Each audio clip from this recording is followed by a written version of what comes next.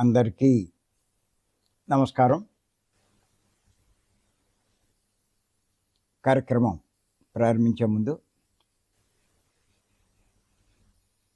గురువుగారు బ్రహ్మర్షి పత్రి గారికి ఒక్కసారి మనం ధన్యవాదాలు చెప్పుకుందాం.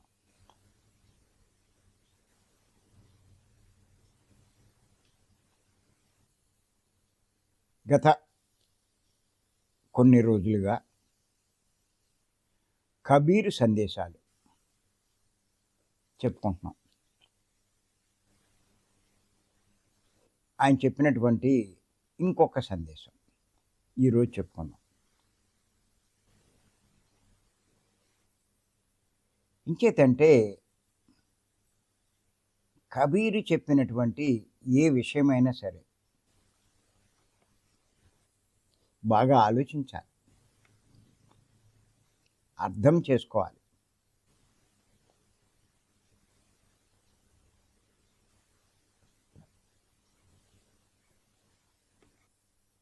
ఆచరించే ప్రయత్నం చేయాలి. అటువంటి వారి జీవితానికి తిరుగు ఉండదు.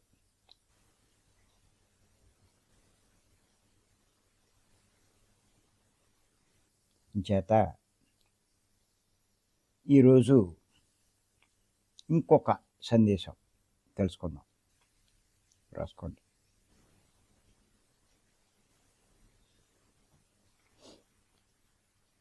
కబీరు ఏమన్నారంటే, చావనైనా చస్తాను కానీ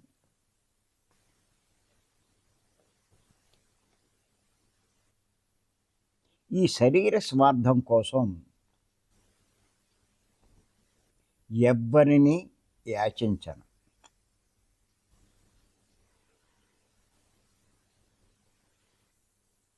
కానీ పరమార్థం కోసం అడగవలసి వస్తే నేను సిగ్గుపడను.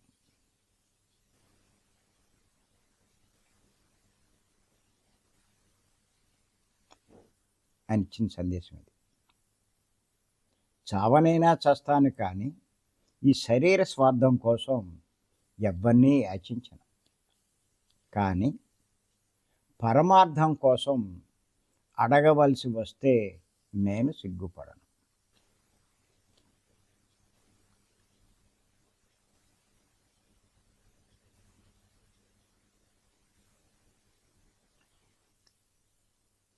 ఇక్కడ రెండు విషయాలు చెప్పారు ఆయన కబీరు.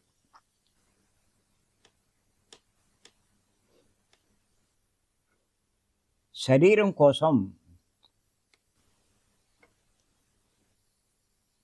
ఎవరిని అడుక్కోను, పరిస్థితులు బాగోలేని పరిస్థితులు వచ్చినప్పుడు చావడానికైనా సిద్ధపడతాను తప్ప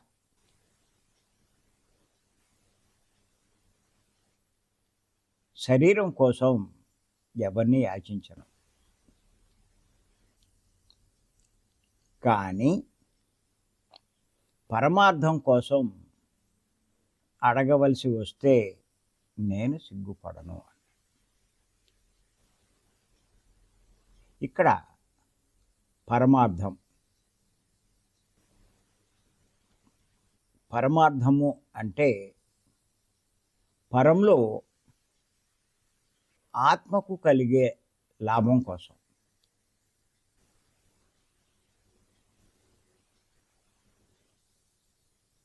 పరంలో అంటే పరలోకాల్లో మన ఆత్మకు కలిగే లాభం కోసం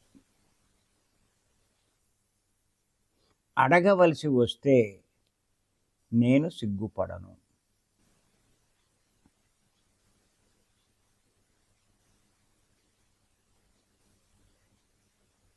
దీని గురించి ఒక్కసారి మనం కొన్ని ఉదాహరణలతో తెలుసుకుందాం.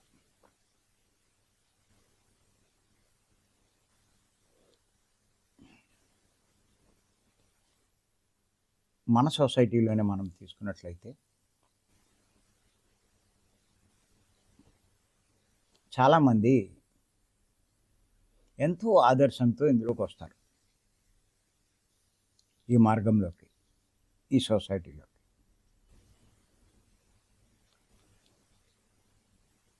కానీ వారికి ఉన్నటువంటి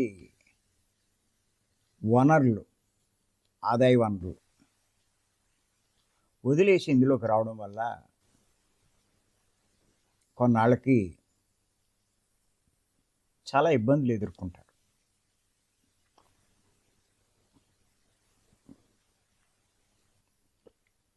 వాళ్ళ అవసరాలు తీరవు.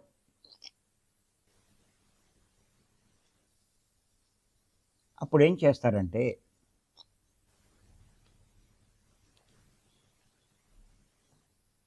ఏదో రకంగా వారి తెలివితేటలు ఉపయోగించి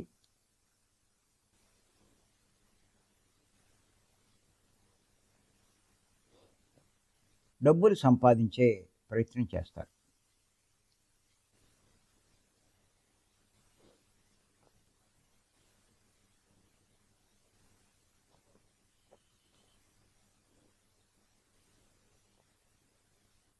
ఎంచేతంటే ఎంతోమంది కొత్త వాళ్ళు వస్తారు ఈ మార్గంలోకి. వాళ్ళ అమాయకులు, ఏం తెలియని వాళ్ళు. ఈ విషయాలు ఆశ్చర్యం గొలుపుతూ ఉంటాయి.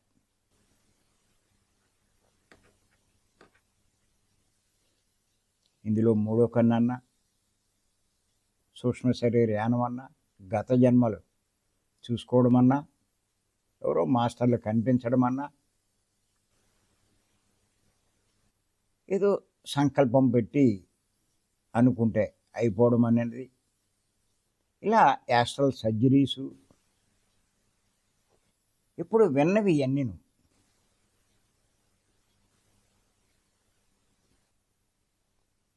ఆశ్చర్యపోతూ ఉంటారు ఆ విషయాలు చెప్తూ ఉంటాయి. అంచేత దీనికి చాలామంది ఆకర్షితులవుతారు.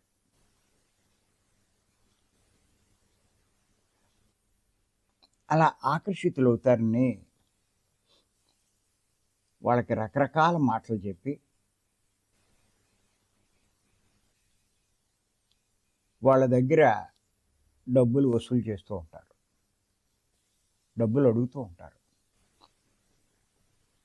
సాధారణంగా ఏంటంటే ఎవరి జీవితంలోనైనా సమస్యలు ఉంటాయి, కష్టాలు ఉంటాయి, రోగాలు ఉంటాయి, బాధలు ఉంటాయి.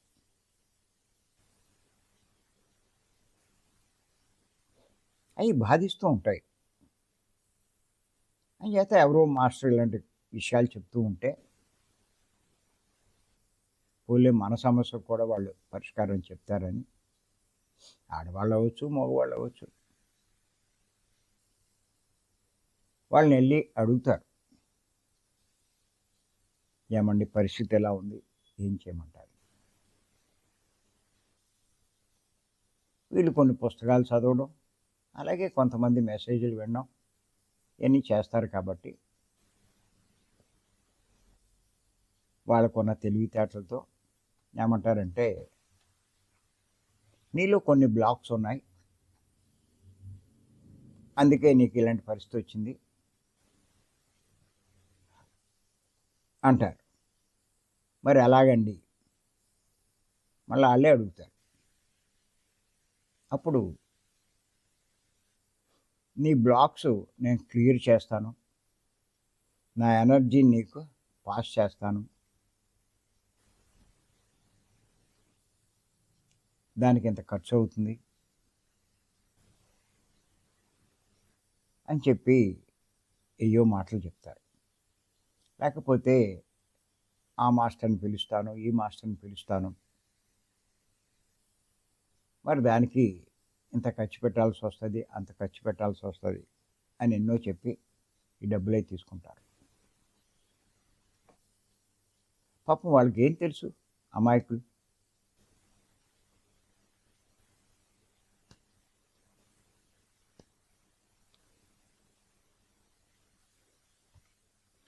మరి ఇలా మీరు గమనిస్తే ఆర్మూర్లో ఓ మాస్టర్ రణవీర్ ఎంతోమంది లక్షలు కాదు కోట్ల మీదే నష్టపోయారు. ఎన్నో గ్రామాల ప్రజలు అమాయకులు, వాళ్ళకి ఏం తెలియవు. అలా ఎంతోమంది ఉన్నారు మన దాంట్లో. ఊరికి ఆయన ఒక్క పేరు చెప్పాను కానీ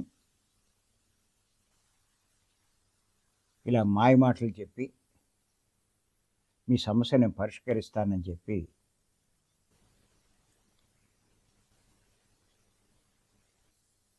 ఇలాంటి మాటలు చెప్పి చేస్తూ ఉంటారు, అడుగుతూ ఉంటారు. అడగడమే యాచించడం.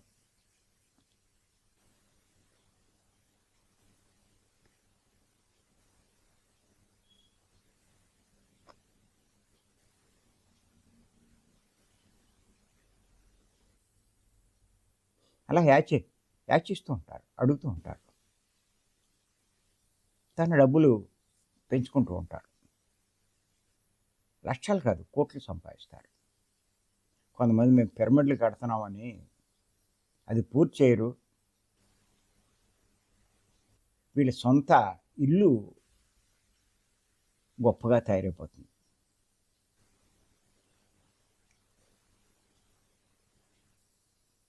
మునిబాబు అని కాళహస్తి, ఆయన్ని మనం చూసుకుంటే మనకి ఇది అర్థమవుతుంది. అమాయకులకే ఆకర్షితమయ్యే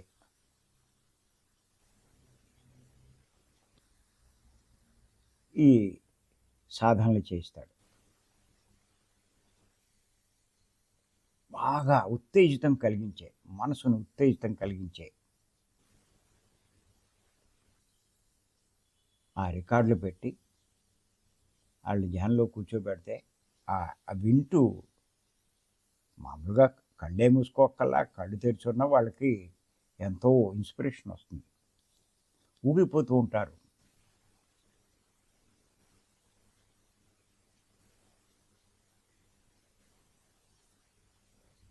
మీరు చూడండి, మన పిప్పళ్ళ ప్రసాద్ ఉన్నాడు,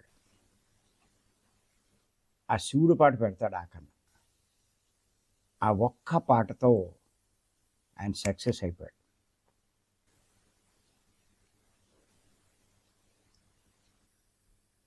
అంటే ఆ పాట అంతా ఇన్స్పైరింగ్గా ఉంటుంది ఆ పాటలో. అలాగే ఈయన కూడా అలా పెట్టి ఈ ఊగే వాళ్ళందరినీ స్టేజ్ ఎక్కిస్తాడు. ఆ చూసేవాళ్ళు వాళ్ళు అబ్బా, వాళ్ళందరికీ ఎనర్జీ ఈయన దగ్గరుండి పాస్ చేయించాడు అని గుడ్డిగా ఆయన ఆకర్షిస్తాడు. చెప్తాడు, మనం ఇది కట్టాలి, అది చెయ్యాలి, ఆయన వస్తున్నారు, ఈయన వస్తున్నారు, ఇలా ఎన్నో చెప్పి ఎంతో వసూలు చేస్తూ ఉంటారు. ఇలాంటివి మన సొసైటీలో ఎన్నో జరుగుతున్నాయి. ఎందుకు ఇదంతా, ఎందుకు అడుగుతున్నారు అంటే తన శరీరం కోసమేక, తన శరీర సుఖం కోసమేక, శరీర లాభాల కోసమేక. ఉండడానికి ఇల్లు కూడా లేదు, ఇప్పుడు ప్యాలెస్లో ఇల్లు కట్టాడు అంటే అర్థమేంటి? అందులో ఉండడం కోసమేక, శరీరం కోసమే పనిచేశాడు.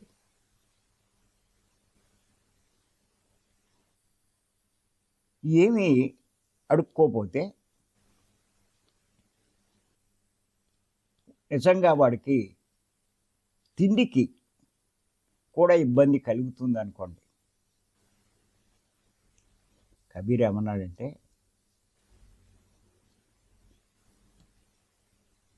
ఎంత ఇబ్బంది కలిగినా నేను చావడానికైనా సిద్ధపడతాను కానీ ఎవరిని యాచించను అన్నాడు.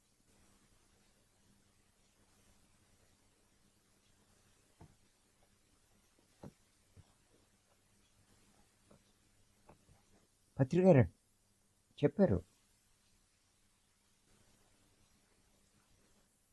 ఈ ధ్యానం చెప్పడానికి 18 ఆదర్శ సూత్రాలు. డబ్బు అడగద్దు అని చెప్పి. మరి ఇప్పుడు ఎంతోమంది రేట్లు పెడుతున్నారు.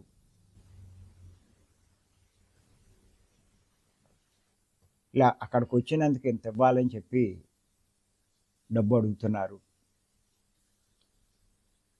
దేనికి? శరీర పోషణ కోసం. శరీర పోషణ కోసం అయితే నేను వేలు లక్షలు అడగక్కల్లా. కానీ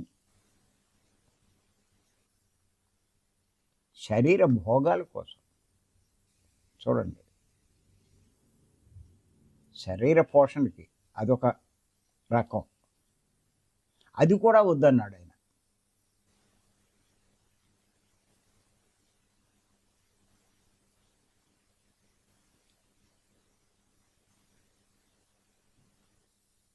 ఇంకా కొంతమంది ఎన్నో సమస్యలండి లోకంలో. కడుపు రాని వాళ్ళు ఉన్నారు, వాళ్ళకి ఎన్నో మాయ మాటలు చెప్తారు, వాళ్ళ నుంచి ఎంతో తీసుకుంటారు. చాలా చోట్ల చాలామంది చెప్పారు నాకు, వాడు ఇలా మోసం చేసి ఇంత, ఇప్పుడు కనపడ్డు, ఫోన్ ఎత్తడు, ఎన్నో మాయ మాటలు చెప్పాడని. అలాగే ఇంకా కొంతమంది పిరమిడ్ల పేరు చెప్పి, క్రిస్టల్స్ పేరు చెప్పి, క్రాప్ సర్కిల్స్ పేరు చెప్పి, ఇలా రకరకాలు చెప్పి డబ్బులు వసూలు చేస్తున్నారు. ఇక్కడ ఒకటే మీరు గుర్తుపెట్టుకోండి, కబీరు చెప్పాడు అంటే భగవంతుని మాటలు చెప్తున్నట్టే. భగవత్ స్వరూపుడు ఆయన.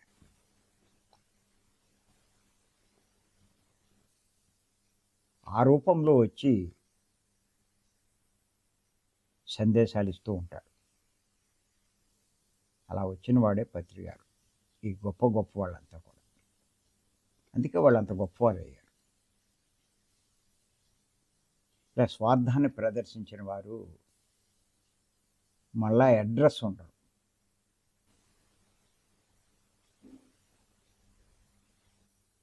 ఒక 50 జన్మల్లో వాళ్ళు మోక్షాన్ని పొందవలసింది. ఇలాంటి పనులు చేయడం వల్ల ఇంకో 100-200 జన్మలు ఎత్తవలసి వస్తుంది. దాని ఫలితంగా ఎంతో నరకం అనిపించాల్సి వస్తుంది. ఇప్పుడు తాత్కాలికంగా కొంత సుఖం చూసుకుంటున్నారు తప్ప శారీరక సుఖం, తర్వాత జరగబోయేది వాళ్ళకి అర్థం కావట్లే. ఆ జ్ఞానం వాళ్ళకి లేదు. అమాయకుల్ని బోల్తా కొట్టించాను అని తనకు తాను గర్వపడుతూ ఉంటాడు. కానీ దాని ఫలితం దారుణంగా ఉంటుందన్న సంగతి వాడు అర్థం చేసుకోవట్లేదు. అందుకే చెప్తున్నాడు కబీరు, చావనైనా చావు, అంతేకాని శరీర స్వార్థం కోసం ఎవ్వరినీ యాచించకు, ఎవ్వరినీ అడగకు. ఈయన అడగద్దన్నాడు. ఇప్పుడున్న జనం మోసం చేసి, మాయ మాటలు చెప్పి, లేని మాటలు చెప్పి వసూలు చేస్తున్నారు.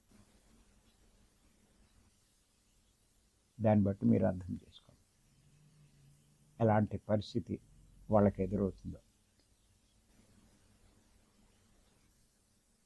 అంత తేలికేం కాదండి. ప్రకృతితోటి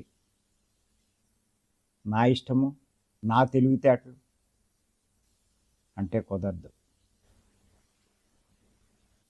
ప్రతిదీ రికార్డ్ అవుతుంది. ప్రతి దానికి చేసిన ప్రతి దానికి ఫలితం అనుభవించాల్సి వస్తుంది. ఇది మర్చిపోకూడదు ఎవరు కూడా.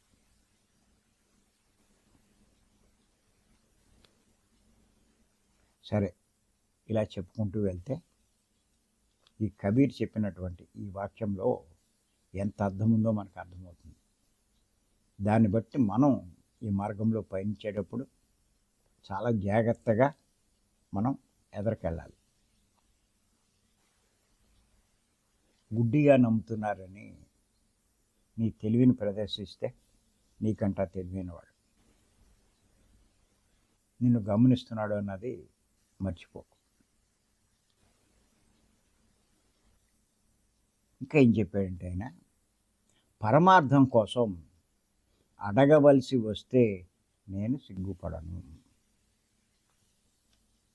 పరమార్థం కోసం, పరంలో మన ఆత్మలాభం కోసం అడగవలసి వస్తే నేను సిగ్గుపడను. సాధారణంగా మీరు చూడండి, కడతాల్లో ప్రతి సంవత్సరం యజ్ఞం జరుగుతుంది.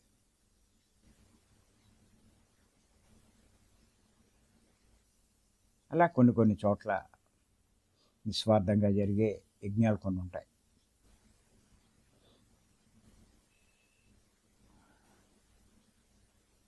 అటువంటి యజ్ఞాలకి సాధారణంగా వాళ్ళు ఏం చేస్తున్నారంటే, ఇన్ని వేల మంది వస్తున్నారు కాబట్టి, కోట్ల మీద ఖర్చు అవుతుంది కాబట్టి, రసీదు పుస్తకాలు ప్రింట్ చేయించి అందరికీ ఇస్తున్నారు.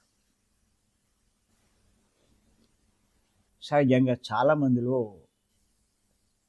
అలా ఇంటింటికి వెళ్ళి మనిషి దగ్గరికి వెళ్ళి, ఇలా కార్యక్రమం జరుగుతుంది, మీరు తోచింది ఇవ్వండి అని అడగడానికి కూడా అహం అడ్డొస్తుంది. లోపల అడగాలని ఉంటుంది కానీ అహం అడ్డొస్తుంది.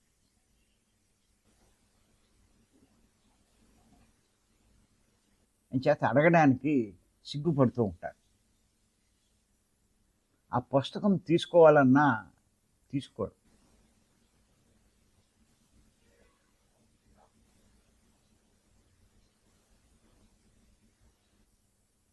ఈ అహమే వాళ్ళకి నష్టాన్ని చేకూరుస్తుంది. ఎందుచేతంటే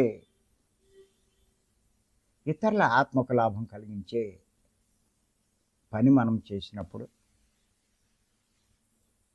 నీ ఆత్మ లాభం పొందుతుంది.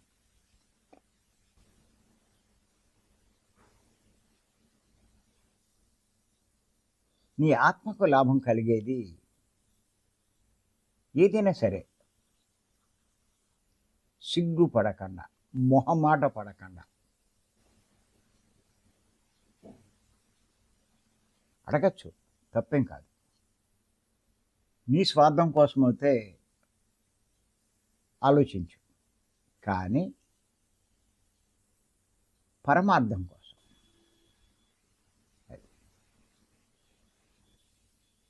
ఆత్మైన నువ్వు పరంలో లాభం పొందాలంటే ఇతరుల ఆత్మకు లాభం కలిగించే పనులు చేయాలి. మరి అంత గొప్ప యజ్ఞంలో కొన్ని వేల మంది వస్తారు. మరి ఆ కార్యక్రమం ఆత్మలాభానికే చేసేది. అంచేత అక్కడ చేసే అన్నదానాలు కానీ, ఖర్చులు కానీ ఇవన్నీ కూడా అందరి ఆత్మలు లాభం కోసమే చేస్తారు. అంచేత అటువంటి కార్యక్రమంలో మరి ఆ పుస్తకం తీసుకుని 10 మంది దగ్గరికి వెళ్ళి అడగాలి అంటే అహం అడ్డొస్తుంది. దానికి సిగ్గుపడకూడదు అంటారు ఆయన. నీ సొంతానికి పోతే నువ్వు సిగ్గుపడు, కానీ పరమార్థం కోసం నువ్వు సిగ్గుపడవలసిన పని లేదు.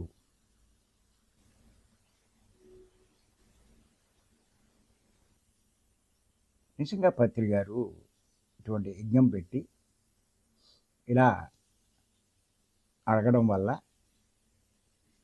వారిలో ఉన్నటువంటి అహం తొలిగిపోతుంది.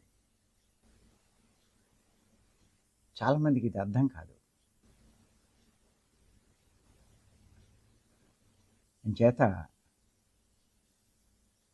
నీలో అహం ఉంటేనే నువ్వు అడగలేవు ఇలాంటి కార్యక్రమాలు. నీ సొంతానికి అవుతే నువ్వు వెనకాడు, ఆలోచించు. కానీ ఇలాంటి కార్యక్రమాలకి అడుగు, మీ ఊళ్ళో అడుగు, మీ వీధిలో అడుగు, నీకు తెలుసున్న వాళ్ళని అడుగు. అదే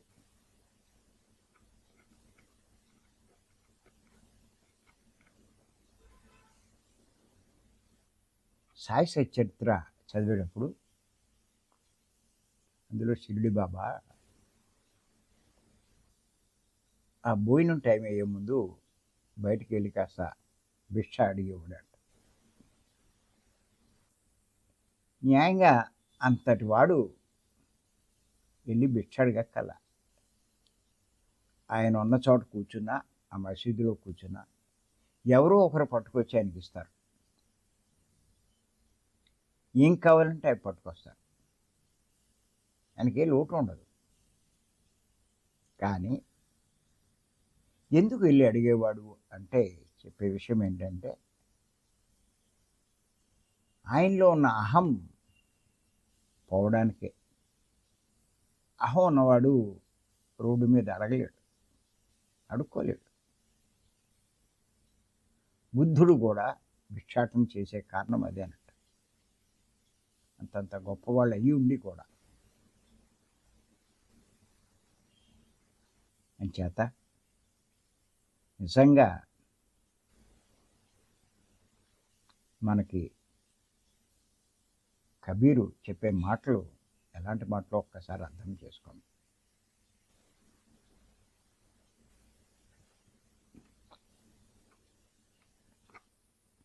ఏ పని చేసేటప్పుడైనా ఒకటే మీరు గుర్తుపెట్టుకోండి,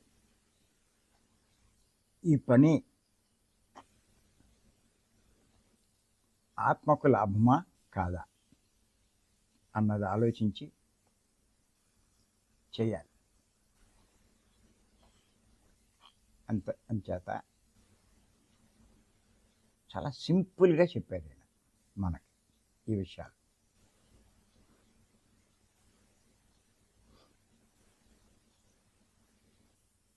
నేను గమనిస్తున్నాను, మన 3 రోజుల క్లాస్కి వచ్చినప్పుడు చాలామంది ఇంకా సిగ్గుపడుతున్నారు. కొంచెం సిగ్గుపడుతున్నారు అంటే అది సిగ్గు కూడా కాదు, అహం.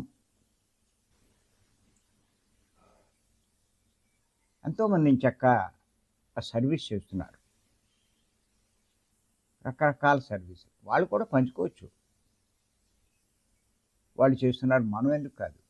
వాళ్ళకంటే ముందు నువ్వు వెళ్తే నీకు అవకాశం వస్తుంది. అందరూ సర్వీస్ చేస్తే ఇంక అక్కడ తినేవాడు ఎవడు ఉంటాడు? అలా కొంతమంది పుస్తకాల్లో, కొంతమంది వీటిల్లో, అలాగే ఇంకా కొంతమంది రకరకాల కార్యక్రమాల్లో పాలు పంచుకుంటున్నారు. చేత ప్రతి ఒక్కరూ కూడా కబీర్ యొక్క సందేశం, దాని అంతరార్థం తెలుసుకొని దానికి అనుగుణంగా జీవించినట్లయితే ఎన్నో జన్మలు అక్కర్లేదండి. విరుద్ధంగా జీవిస్తే ఎన్ని జన్మలు తీసుకోవాలో వాళ్ళకి అర్థం కాదు. అనుగుణంగా జీవిస్తే అసలు ఎన్నో జన్మలు అవసరమే లేదు. మరి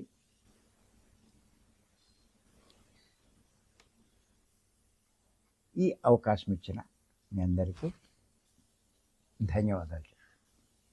థ్యాంక్ యూ.